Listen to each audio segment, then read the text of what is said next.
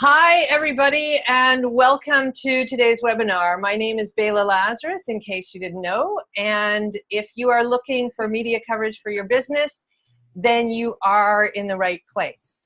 If you're looking for somebody to help you paint an apartment or digital marketing or anything that doesn't have to do with getting your name in the media, I invite you to stay around anyway, but this might not be the best way you're spending the next hour or so. So I am going to be presenting for about 45 minutes. I think I'm not going to go longer than that. I urge everybody, of course, to stick around. I'm going to have some great gifts at the end. For now, I'd just like to take care of a little bit of housekeeping. So hopefully you can all hear me. If you can, just give me the thumbs up. I'm going to be keeping people on mute for now so that we don't have any distractions. I'm going to figure out how to do that in a moment. And but later on, you'll be able to unmute yourself so that we can take some questions. Also, you know, this is going to have a lot of really good information, so you might want to be taking notes, which means it's a great idea to put aside the distractions and, you know, give yourself an hour of a good focus, because we're going to have a lot to discuss. And please do take down any information you want to ask questions about, and I will stay around as long as I can. Hi, people waiting. Hi, Trish. Okay, so if you have any alerts turned on, your phone or email alerts, maybe turn them off if you can. Devote your 100% attention so that when we get going on this, we will actually have a lot of information to share and you won't miss anything. So first off, a little bit about myself. So I am, I've been in media for more than 20 years. I started off in television and radio in Montreal and working for CBC. And then I went across country. I worked in Edmonton, I came to Vancouver, and I was so fascinated by the city here and I loved it that I ended up staying here.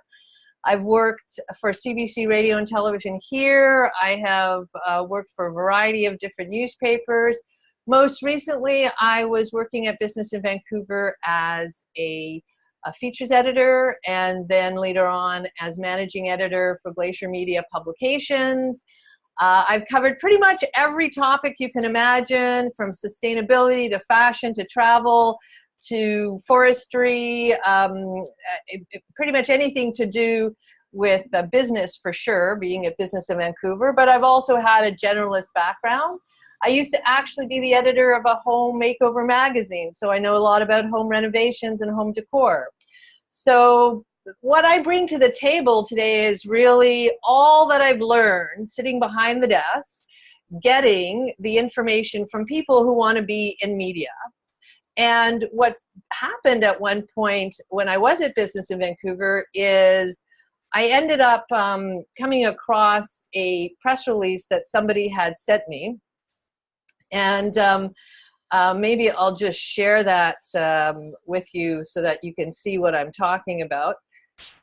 Get into my share screen here. So you'll probably see a page of text. It doesn't really matter what it says, but you can see there's a lot of gray and not a lot of white space. And this really set me on my quest. This goes back all the way to 2012. And I knew the person who sent this in, and I realized, you know, there are a lot of people who are entrepreneurs and small business owners. They don't know where to start when it comes to reaching out to media. And certainly this is not the way to do it, because there really is too much text here. The good story ideas are buried. It takes a lot of time for me to read, and it's just not something that I want to, you know, spend my time doing when people sending it in could do it in a much better way. So I decided that I would reach out. I first reached out to Small Business BC, and I said, hey, you know what? I've got all this information about how to get into media, and nobody is learning this. Nobody's teaching it. Everybody always thinks you have to go to a PR agency, which at this point, probably your starting range is about $3,000 a month, and they usually request a retainer for about 6 months. So when you're going into a media campaign, you do want to really approach media on an ongoing basis, If you hire somebody to do it all for you from an agency, it's very expensive, which is why a lot of small businesses just don't do it, because we can't afford it. So I saw this gap in the market where there were people wanting to be in media but didn't know how to take the first steps. And so since that time, basically since 2013, I've been teaching at Small Business BC and developing classes and courses for entrepreneurs and small businesses, especially for those who don't have a lot of time, who are saying, I don't know where to start. They're not feeling very confident, very intimidated. The idea of going to producers and editors or managing editors, or even the title editor-in-chief might really throw people off. And so this is a component of marketing that's just getting missed. So I decided many years ago to start helping people, and this is what brought me here today. And since I've started, my clients have been in Business in Vancouver. They've written advice columns for Business in Vancouver and BC Business. They've been in Vita Magazine. They've been in a variety of different consumer and business magazines, CBC television, CBC radio, pretty much every type of media outlets, and as well podcasts. Podcasts are very much like radio when you're applying. So it's very simple to just tweak. If you're doing an application, or if you're sending a media pitch to a radio station or even television, you can tweak it slightly and send it to a podcast. And we all know there's a lot going on when it comes to podcasting, so we want to take advantage of that. So I did mention earlier that I'm going to be giving away a gift at the end for staying with me through the process, and it's going to be actually a video series, short videos that are going to take you step by step through the process of how to write a media pitch. It's too long to get into today because the video series itself is about when you put them all together, it's about an hour to an hour and a half. That's just on the basics of writing your first media pitch. So I'm giving that away, so you'll be able to walk away and look at that in addition to the information that you're getting today. And I will also be talking about the course that I do to see if there's information in there that you might be interested in. So what I'd like to do just to start with is to know a little bit about you. If you could put in the chat box, let me know what your industry is, like what type of industry or your service or product, and whether or not you've had experience or success in reaching out to media, so I can get a sense of where people are. You could say something like, never tried it but I sucked at it, or hey, I've been hiding under the couch, I don't even know what to do, I'm too freaked out to get out from under the sofa. So why don't we just take a moment to get in there, and that way I will have a chance. If there are people who, have an industry that I can relate to while I'm giving this information, I certainly bring that into the course. So very often I can give very concrete examples depending on what people's industries are.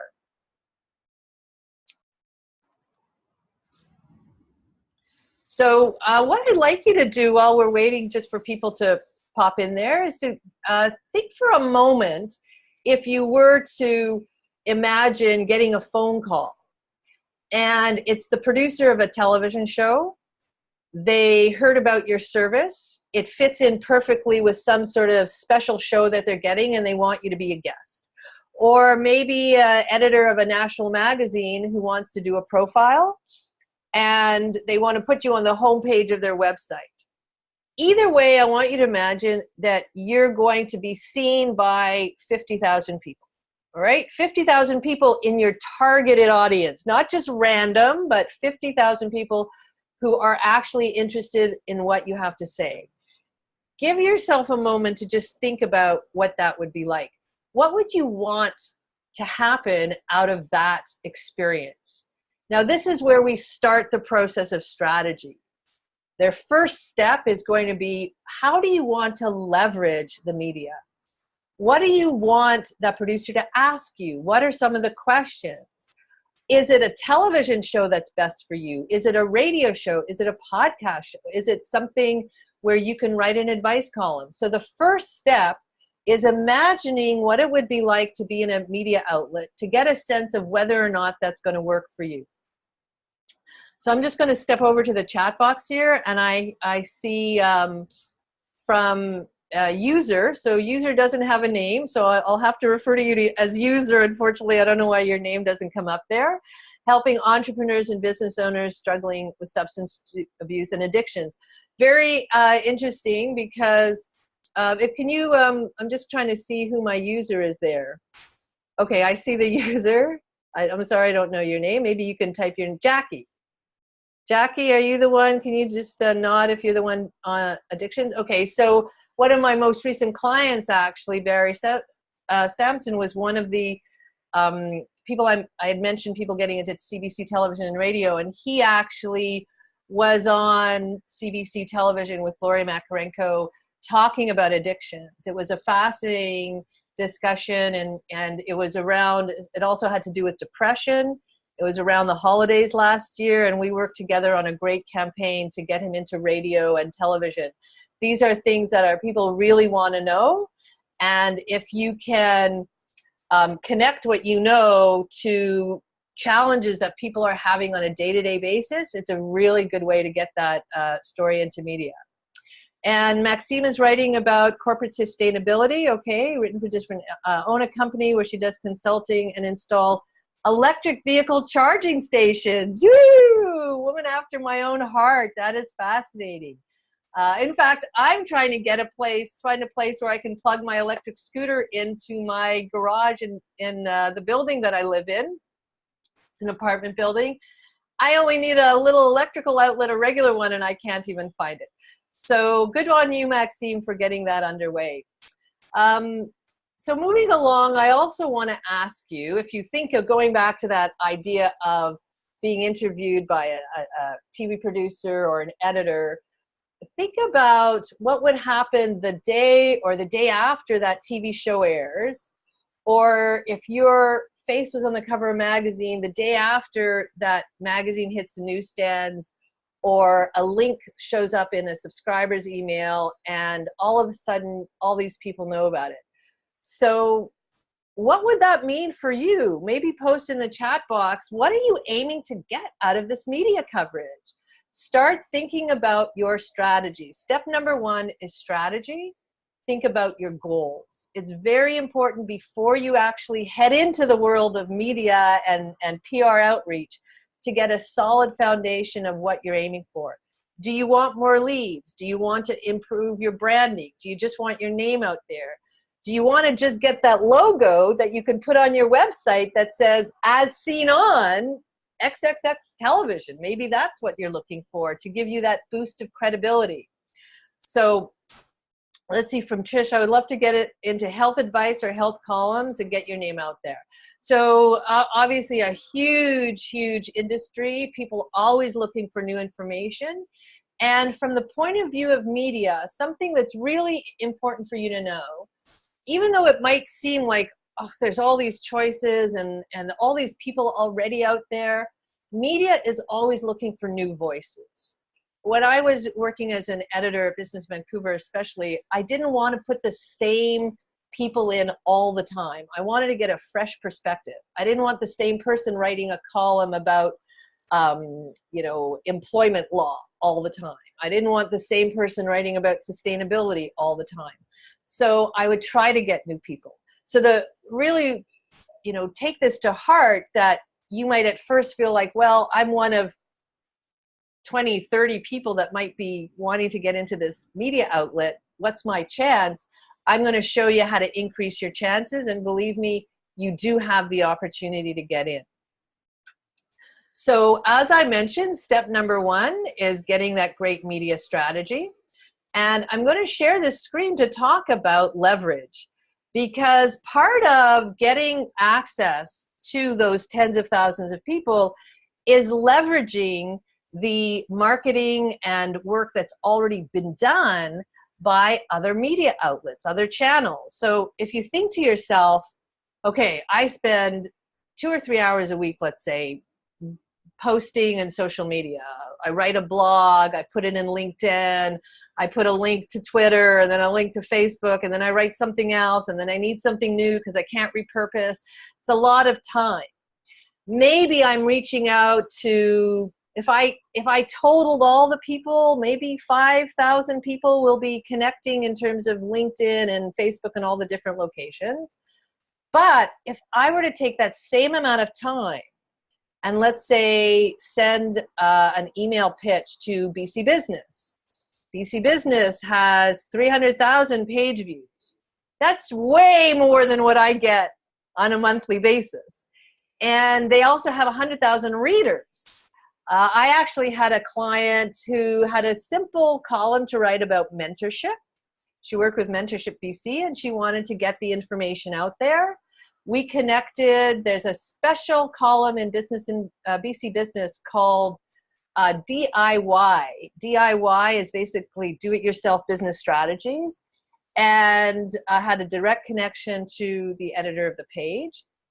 One email that she sent out, we actually had 5 different locations we wanted to get to, so she sent out 5 emails, which was essentially the same email, but with somebody different name that was put up there. The whole time that it took was about 2 hours to go through the content that she had, and another hour to work together to putting together the press release. And then maybe she took half hour to just send them out to the different places. She got a response in about 5 days or so, and BC Business picked it up. And that was it. And there she was in front of 100,000 readers. So just be aware that the same amount of time that you're spending with, same amount of time that you're spending on social media to get 2 or 3 likes, 10 followers, maybe 20, could be spent accessing this kind of viewership or audience. Now, going back to what I said about your strategy, you still have to keep in mind what's going to be best for you. Is it something where you have a visual component? So maybe you really need visuals like photographs or video. So you want to be in magazines or print or television or online. Maybe being in a podcast isn't for you.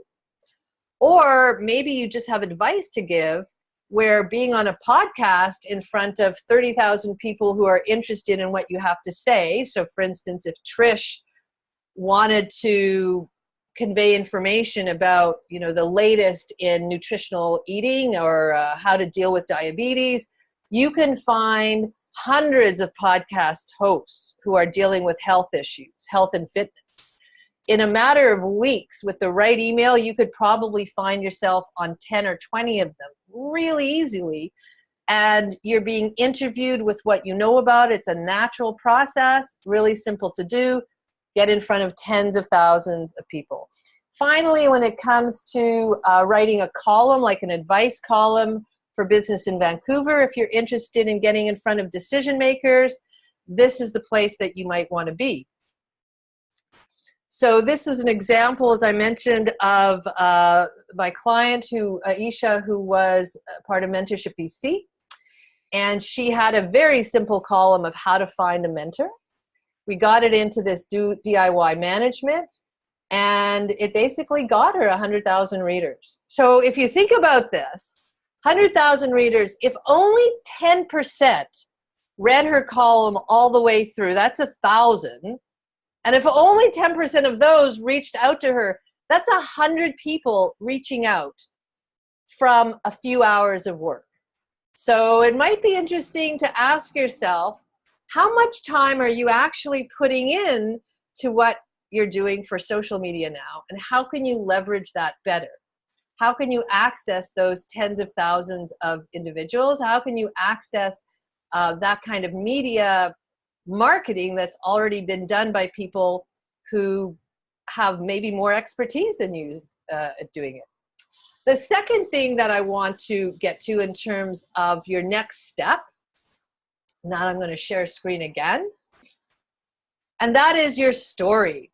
So when I talk about your story, when you want to figure out how do I know what might be interesting and how do I convey it, These are the three things that are essential.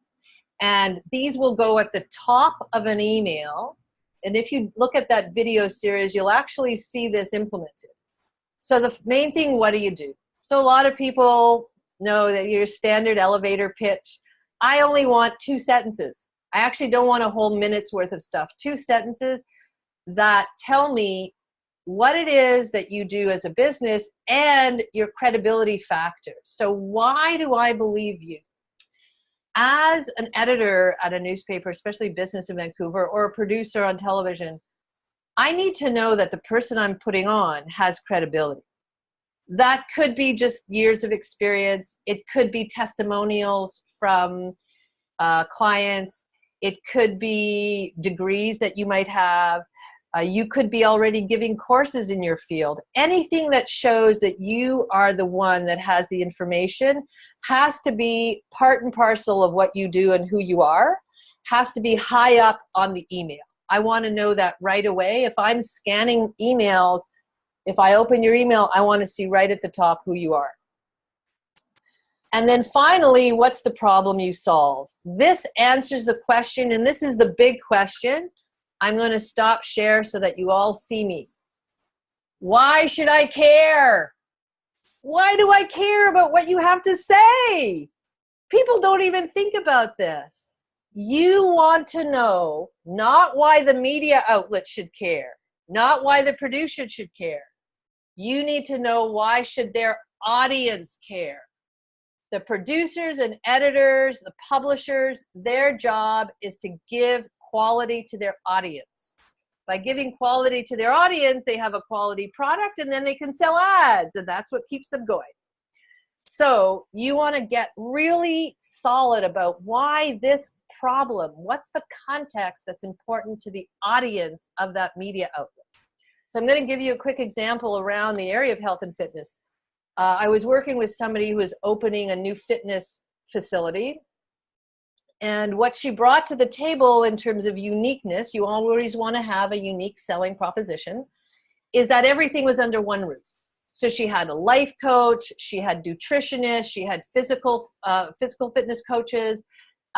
She had one more person, I think she had massage therapists on site. And she was bringing it all together.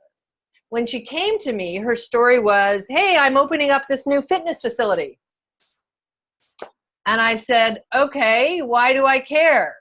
That's not enough to generate a story. What's the real problem you're solving?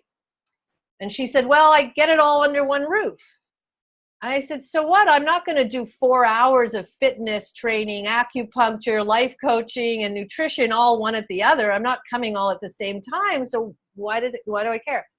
She said, well, you know, people just aren't getting the right treatment. It took us a while to get to this point, by the way, like 45 minutes of me interviewing until I got to the real heart of the problem. And the challenge was that the way people are accessing their health information today, she felt, was not comprehensive enough.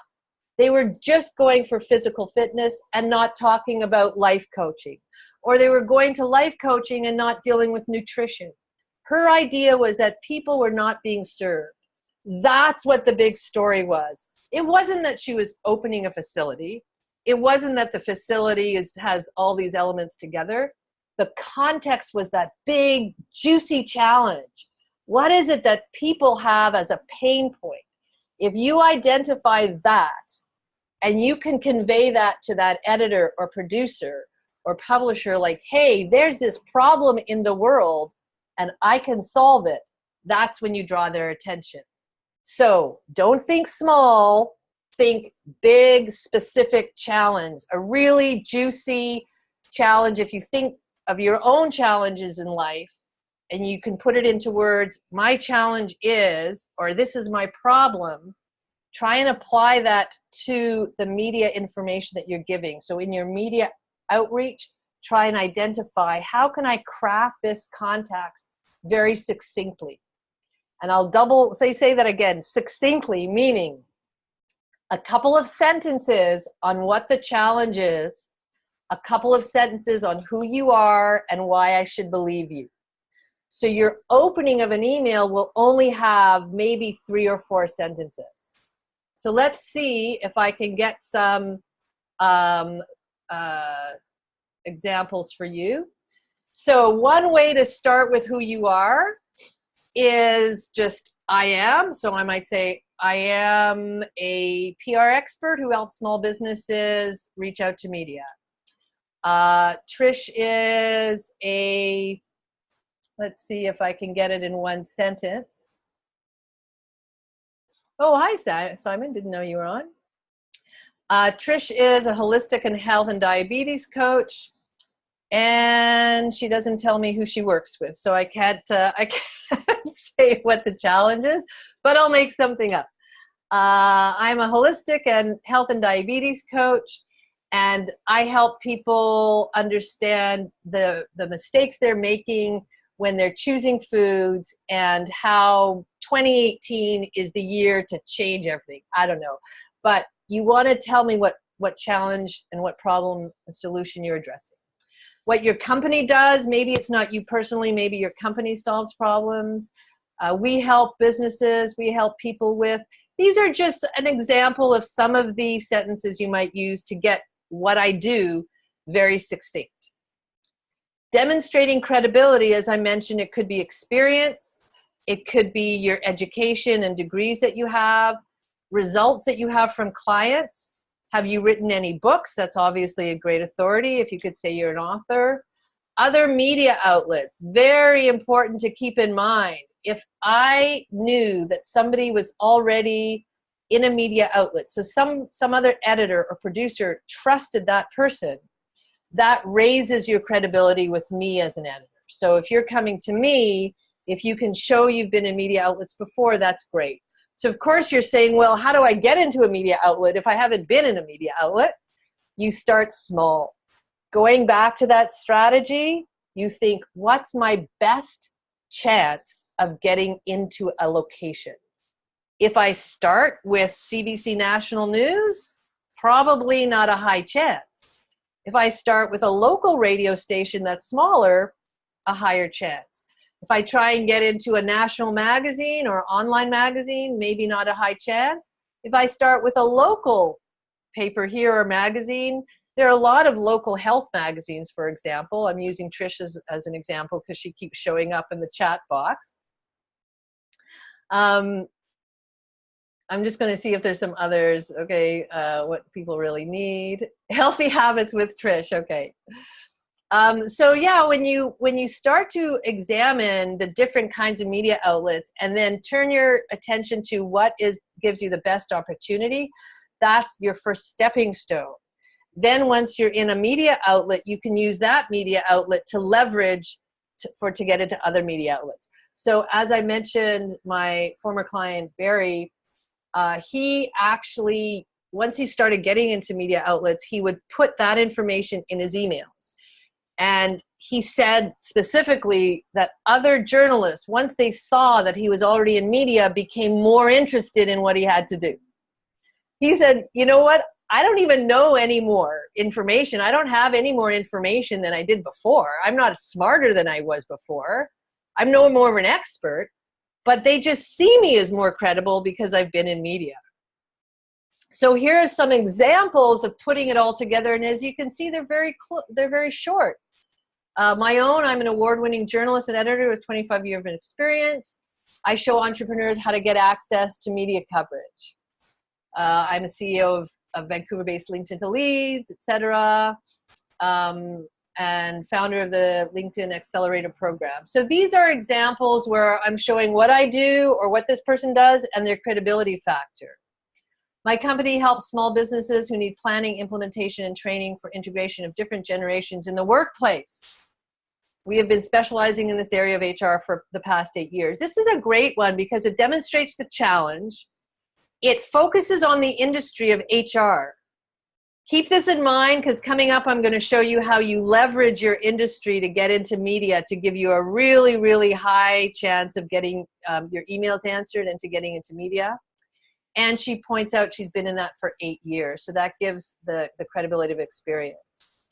This one was a great story I did. This was for a magazine about, it's called Retirement Ready. And I had to find people who hadn't exercised their whole life and were starting to exercise in their 60s.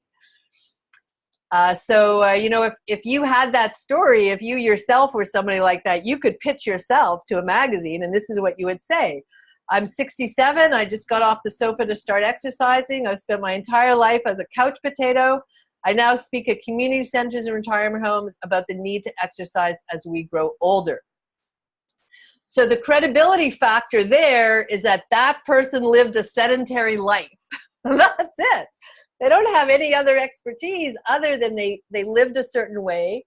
They decided to change, and now they can use their own experience to help other people. So as you can see, two things to keep in mind. One, get that really tight for yourself so you know you can summarize in a couple of sentences what you do and your credibility.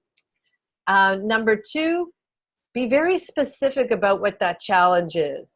Make sure that that challenge, the context, is really, really clear to people so they can get that question answer of why should I care. So here are some examples of that as well.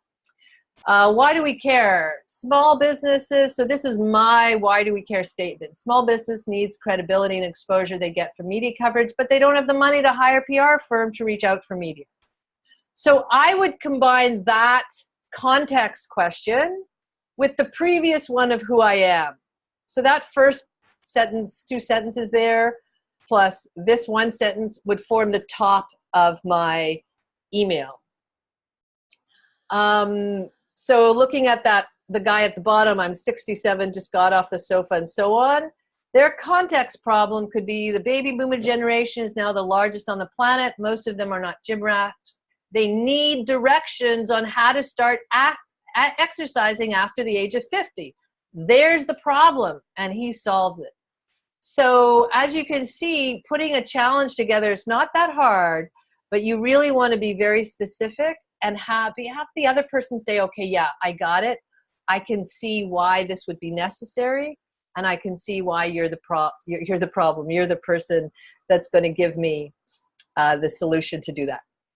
All right, now moving into the third component, the third step. So what have we done? We've talked about strategy. That's number one. What are your goals? Be very clear where you want to be.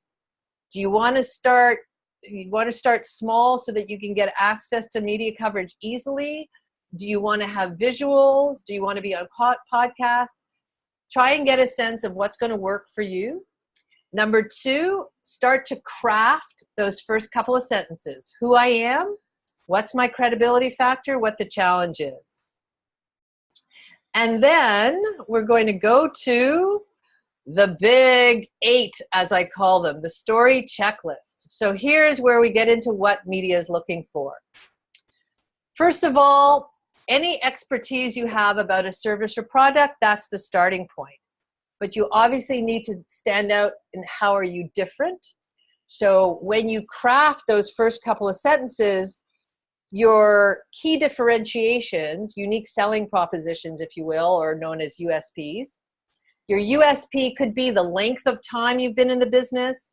It could be a unique angle you have in your business. It could be that you're the only one. My unique selling proposition is that nobody else is doing this in like Western Canada. I don't know anybody else who actually teaches small businesses how to do their own PR. I've looked around. I know there's one person out east, but my uniqueness is just that there's nobody else doing it. Now, what about what you've learned from business operations? This is very often overlooked. So if you hire people, you may know about HR. If you have had to find a location for a business, you might know about commercial real estate or how to sign a lease. If you have had struggles with branding, maybe you're a small business who's undergone a transformation and you had to rebrand, you might have some information or suggestions or advice to other small businesses about branding.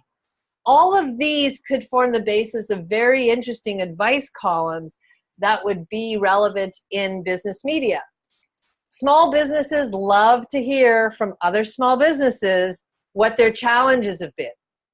So when I work with any person, I always try and find out, is there another angle?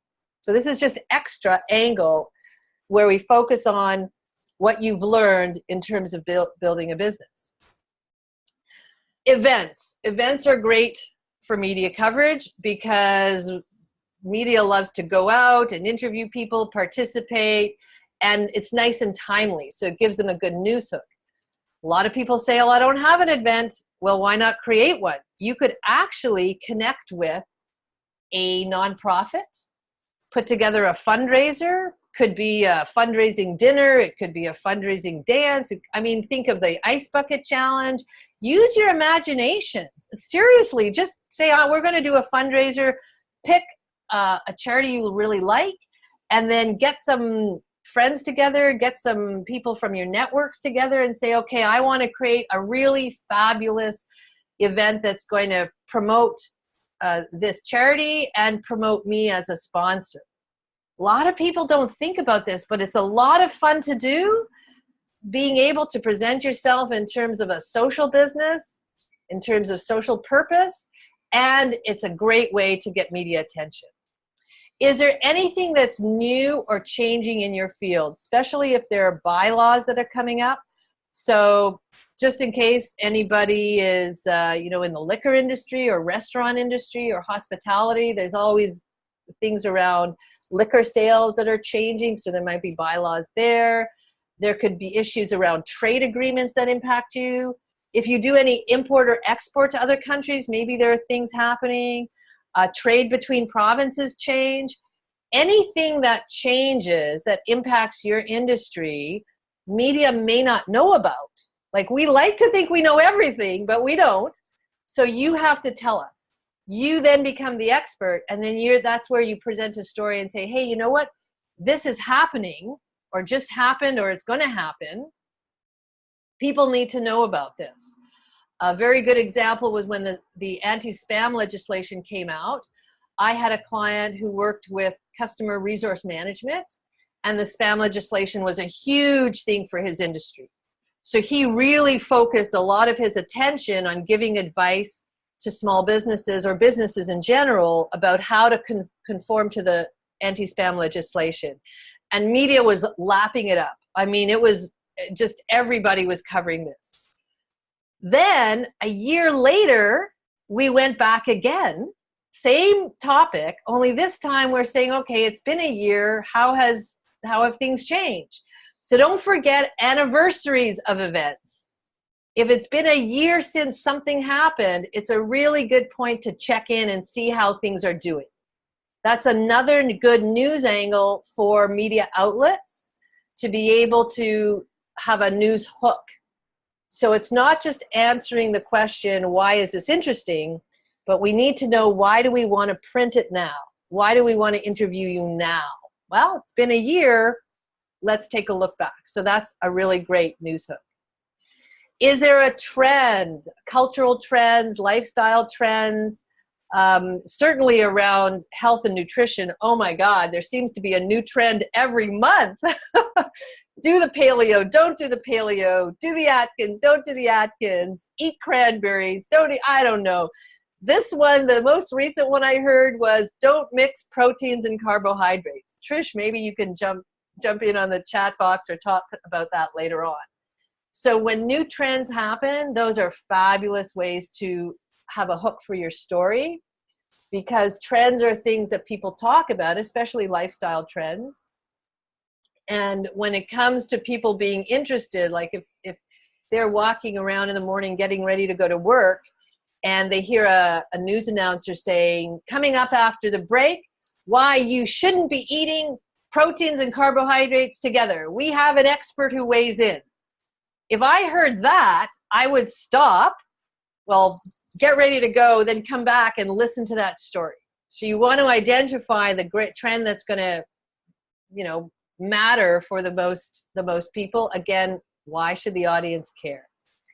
Geographic or demographic relevance. Oh, please, my God, don't forget about this. Sit down right after this session and list anything of relevance in terms of your geographic experience in your life, where you live, where you have lived, how that's influenced you, or your demographic. Retirement Ready, as I mentioned earlier, it's a magazine that deals with people going into retirement. Pretty much any story, the only criteria is if you're like 55 and over. So I did an article a couple of years ago for this magazine where I focused on people who were starting businesses after they retired or in their 50s or 60s. Didn't matter what the business was. I just had to find somebody who had started after a certain age.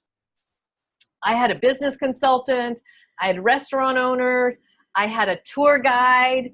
These are places where you can be just based on your demographic. And if you recall that other story about exercise, that guy I think was 67. The relevance, again, just the demographic. Geographic relevance, there are certain publications or shows that focus on specific areas. When I was features editor at Business in Vancouver, we had a section that focused on Surrey. All I needed was a Surrey business stories. That was it. It didn't matter what you did. Niche or quirky offering. Do you have something that's really extraordinary, out of the world, bizarre, makes people raise their eyebrows? If you ever have a conversation with somebody and you notice they do this, like they kind of look like surprised, ask yourself, what is it that surprised them? Maybe that's something that will surprise an editor producer because they didn't know about it. And that could be a hook for a story. Some good examples are last year, there was a bakery that decided they were going to package bread based on sex. So they had this special bread that was kind of a lighter bread for women, and they put it in a pink package, and then they had a heavier bread for men, and they put it in a black package. That's pretty unique and quirky. Never heard of that before. So that became a kind of marketing play.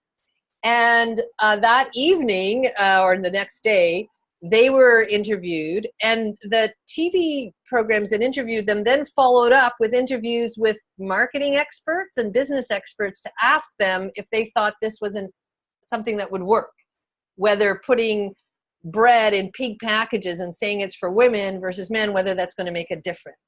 So this was an opportunity not just for that business to be in the media, but for a salesperson and a marketing expert to weigh in with their opinion. Very interesting stories, get all sorts of coverage. Finally, the top 8 story checklists. By the way, if you've walked away from your computer at this point, or you're just listening with half an ear, come back and take a screenshot, because all your answers are here.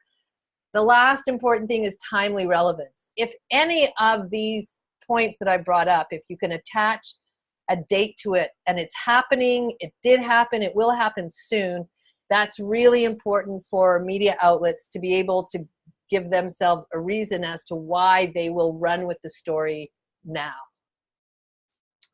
So I want to talk a little bit about challenges that I mentioned before, and that is the amount of time that we have.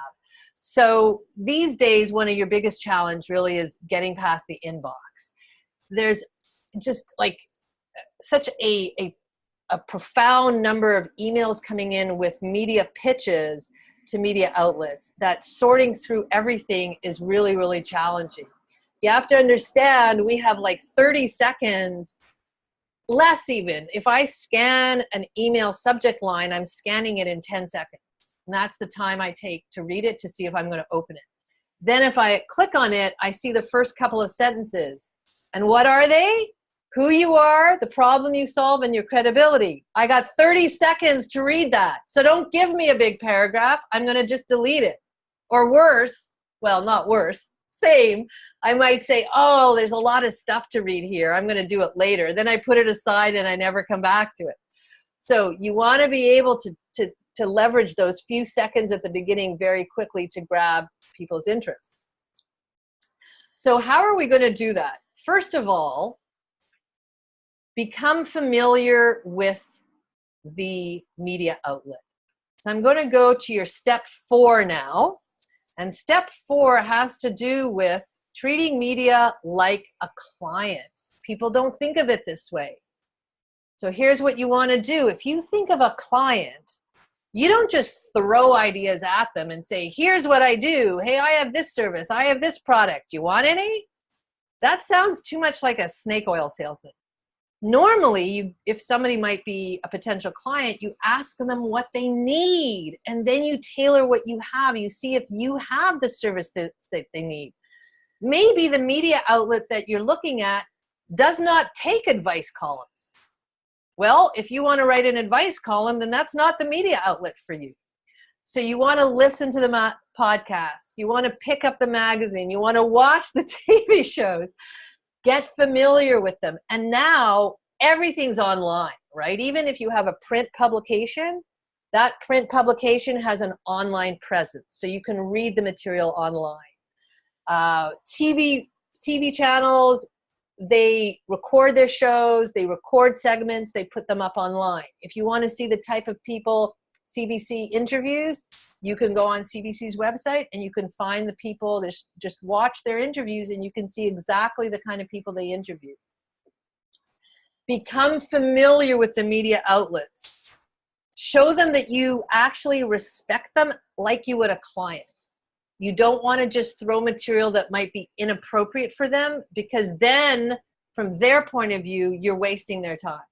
And I know when I'm sitting behind the editor's desk and I don't have a lot of time, somebody sends me a press release or a media pitch and it clearly is not relevant for me.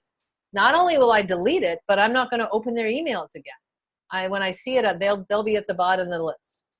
Then the last thing, and this is a crucial, really great secret to augment your chance of getting into media, using the publication's editorial calendars. So an editorial calendar, every year, at the end of the year, the editorial department, marketing department, and this is for publications, they get together and they say, what kind of special sections do we want for the next year? What's going to draw attention? What are some of the trends? What do our readers want? What do our advertisers want?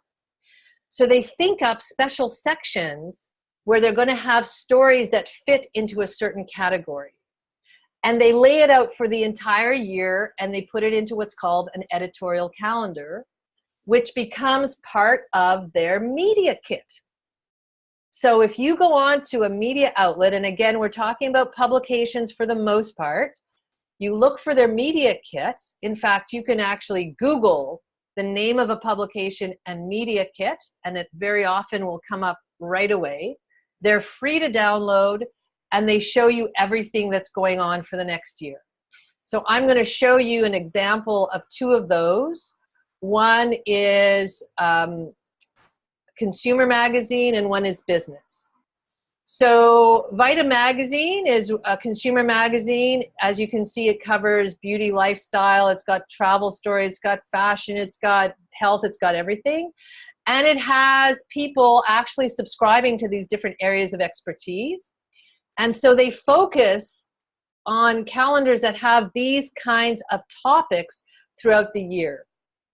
So if you scroll down to the bottom and you go into who we are, this is not the same place on every media site, so you might have to poke around a bit more. But here you go, download our 2018 Media and Advertising Kit.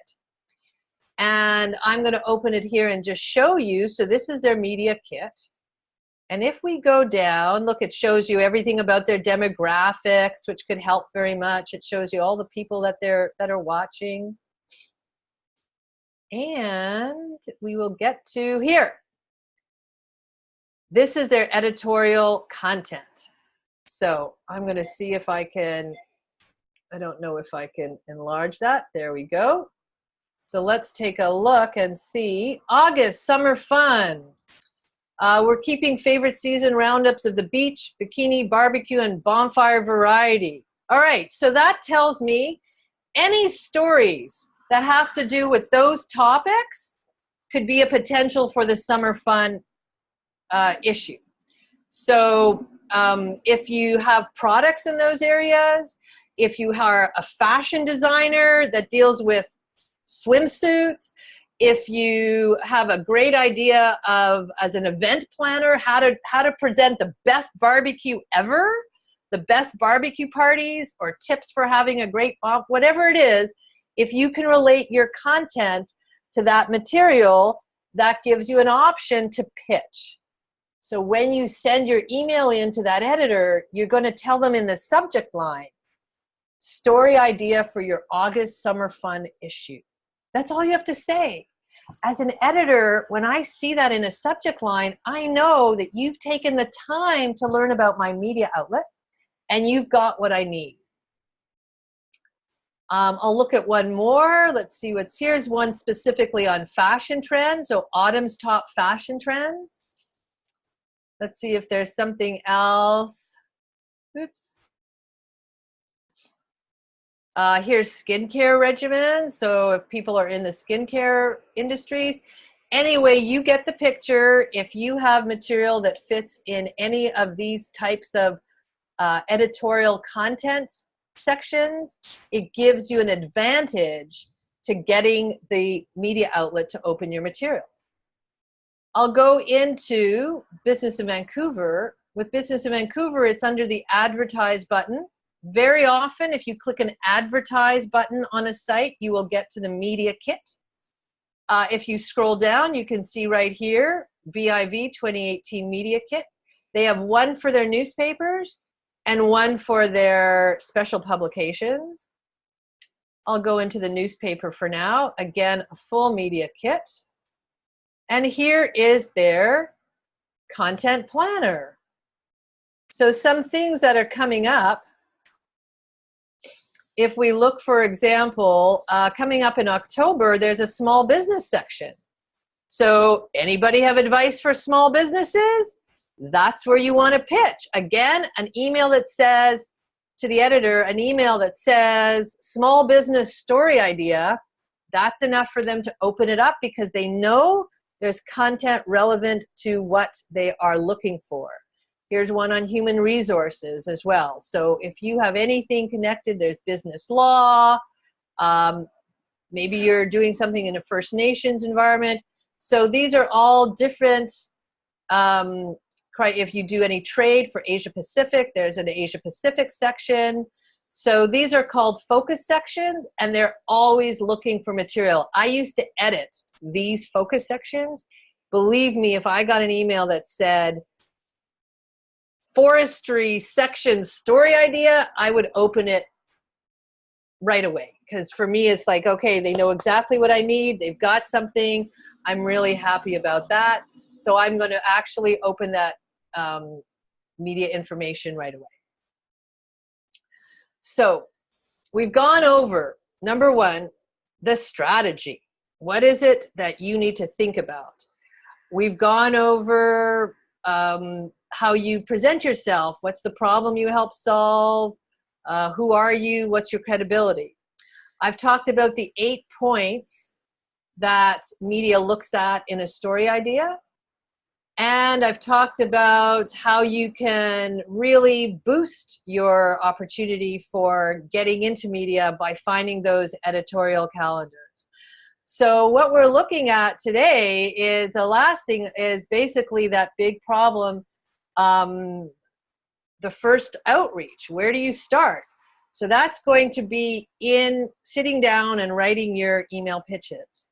And as I mentioned, like we're now coming up on the hour, so I can't go into that extensively, but I will give you a link that will show you how you can access that material.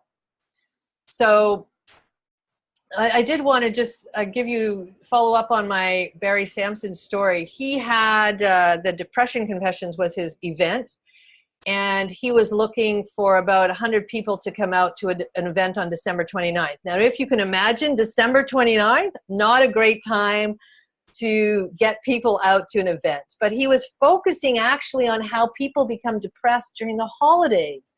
A fascinating challenge and a fascinating story. So we reworked his email pitch. Originally in the subject line, he had something like, remarkable event coming to Vancouver. It was very vague, And it's the kind of thing that editors and producers don't really like, because it doesn't tell them what the topic is. It doesn't say how they can, like how Barry could help them. So we changed the topic to depression during the holidays. And then something panel to address depression during the holidays. It was very specific. We put that term, depression during the holidays, in. And what that was in the subject line. And what that did was it enabled the recipient to see, number one, what the topic was, but number two, that it was timely. It was during the holidays. So they had to run it. They had to talk to him in December because January would be too late.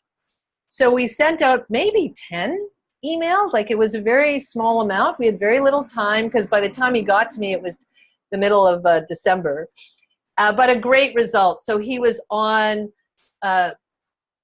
CBC called Our Vancouver with Gloria Makarenko. And there you see Barry, and with them a woman by the name of Candice Platter. She is an expert in dealing with addictions, and she wrote a book about it. And they were both my clients, and actually they're both students in my class. And I was able to put them together, create this package, send it out, and both of them were picked up by a CBC television for this show. So, you know, one of the things that a lot of people sort of do when they come to this point, they're like, yeah, I'm interested in this. It looks really good. But the challenge is, I don't really know, like, can I do this? We've covered the question of where to start, but sometimes it still seems a bit complicated. The big issue, can you do it yourself? I mean, a lot of people will say, oh, I don't have the time, I don't have enough knowledge, and you get really stuck just in that kind of insecurity, like, I don't really know if I can do it myself, or would people even listen to me? Like, who am I? So what I found that really helps are two things. It's a system to work through, which I've been developing over the last 7 years, starting at Business in Vancouver and up until now. And the guidance that comes with somebody with expertise who can help you every step of the way.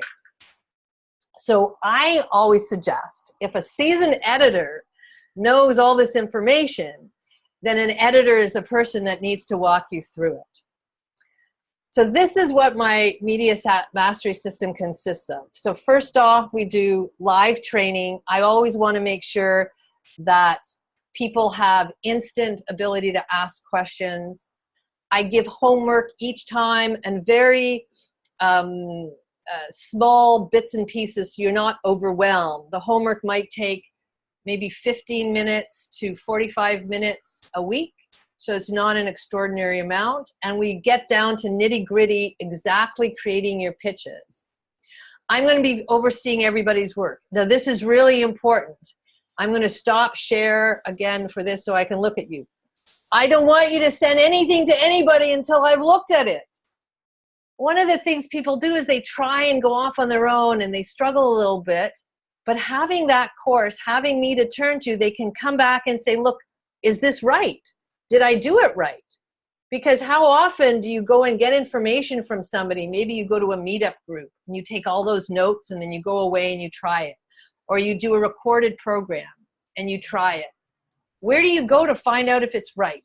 I make sure you come to me. I don't want people sending off even a simple email pitch until they've showed it to me, because some of the little thing could actually make or break that pitch. I also give everybody pre-filled templates. So you just take a template that's correct for you. I have 5 of them. And you say, okay, this is the template that I need for this occasion, for this type of business. And then you just fill it in. Take out the other person's name, put yours in. Take out their business, put yours in. Take out what they do, put what. It's step by step. It's so simple that you can complete a template for yourself in about half an hour, and then it's ready to go. And then finally, the support group. I mean, I'm sure people know what it's like, the difference between working on your own as an entrepreneur from home and then having the support coming once a week, not just in the classes, but also on Facebook. A lot of people are probably members of groups on Facebook, and that's what I do as well, so that you can drop in there, and it's a fabulous place for you to test your subject lines, test your sentences about credibility, whatever you have in terms of content. It's a great opportunity to test it. So I make sure that everybody has access to all that material to gain the best support that they can. So what is it that I teach? And I want to let you know, I'm not going to be pushing to a sales page today. I want to make sure that everybody I work with is a great fit. I will not take on somebody as a client or in my course if I don't know that I can help them. So I'm going to give you the description of what I do and what I do charge, because I know people are like, okay, I want the answer. But I'm not sending you to a sales page. I want you to talk to me first. So I essentially have two packages. My gold packages, which is $19.97. That has my course. It's got access to all the recordings after in case you miss a class. It's got all the templates. Those media kits that I showed you, I'm constantly downloading them every year because every year they get updated. So I download the new ones. I keep them in a Dropbox. You have access to that. As long as that Dropbox is there, you have access to it. You also have access to future Media Mastery courses if you want to take it. And in the gold package, I include 6 one-on-one mentorship sessions. You can do that before the course, during the course, or after the course. Usually people take the course and then we follow up usually once a week or once every 2 weeks. Normally it's $19.97, but for people who are on this webinar, the price is going to be $15.97. If you just want to go into the course to start with, that's my silver package. So you'll get all the live online course training, you'll get access to recordings, get all the same material, you just won't have the mentorship sessions.